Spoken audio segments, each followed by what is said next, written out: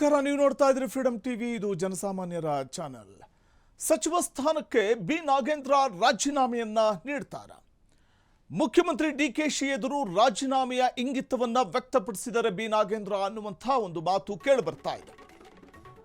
ತಮ್ಮ ಸಚಿವ ಸ್ಥಾನಕ್ಕೆ ಬಿ ನಾಗೇಂದ್ರ ರಾಜೀನಾಮೆ ಕೊಡ್ತಾರ? ಮಹತ್ವದ ಬೆಳವಣಿಗೆಯಲ್ಲಿ ಒಂದು ಲೇಟೆಸ್ಟ್ ಅಪ್ಡೇಟ್ ಸುದ್ದಿ ಇದು.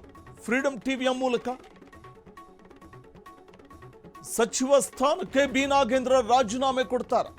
ಮುಖ್ಯಮಂತ್ರಿಗಳ ಜೊತೆ ರಾಜೀನಾಮೆಯ ಇಂಗಿತವನ್ನು ವ್ಯಕ್ತಪಡಿಸಿದ್ರ. ನಾನು ರಾಜೀನಾಮೆ ಕೊಡಲು ನಿರ್ಧರಿಸಿದ್ದೇನೆ, ನನ್ನಿಂದ ಪಕ್ಷಕ್ಕೆ ಮುಜುಗರ ಆಗೋದು ಬೇಡ, ಹಾಗಾಗಿ ಸಚಿವ ಸ್ಥಾನಕ್ಕೆ ರಾಜೀನಾಮೆ ನೀಡ್ತೇನೆ ಅಂತ ಮುಖ್ಯಮಂತ್ರಿ ಡಿಕೆ ಶಿವಕುಮಾರ್ ಜೊತೆ ದೂರವಾಣಿ ಮೂಲಕ ಮಾತುಕತೆ ನಡೆಸಿದ್ದಾರೆ ಅನ್ನುವಂಥ ಒಂದು ಮಾಹಿತಿ ಲಭ್ಯವಾಗ್ತಾ ಇದೆ. ನನ್ನನ್ನ ಅನಗತ್ಯವಾಗಿ ಟಾರ್ಗೆಟ್ ಮಾಡಲಾಗ್ತಾ ಇದೆ, ನಾನು ರಾಜೀನಾಮೆ ಕೊಡೋದಕ್ಕೆ ನಿರ್ಧರಿಸಿದ್ದೀನಿ, ನನ್ನಿಂದ ಪಕ್ಷಕ್ಕೆ ಮುಜುಗರ ಆಗೋದು ಬೇಡ ಅನ್ನೋದು ಬಿ ನಾಗೇಂದ್ರ ಅವರು ಮುಖ್ಯಮಂತ್ರಿಗಳ ಬಳಿ ದೂರವಾಣಿ ಮೂಲಕ ಮಾತಾಡುವಂತಹ ಸಂದರ್ಭದಲ್ಲಿ ಈ ವಿಚಾರಗಳನ್ನು ಪ್ರಸ್ತಾಪ ಮಾಡಿದ್ರಂತೆ. ಗೊತ್ತಿರುವಂತೆ ಬಿ ನಾಗೇಂದ್ರ ಮೇಲೆ ವಾಲ್ಮೀಕಿ ಹಗರಣದ ಪ್ರಮುಖ ಗಂಭೀರ ಆರೋಪ ಇದೆ.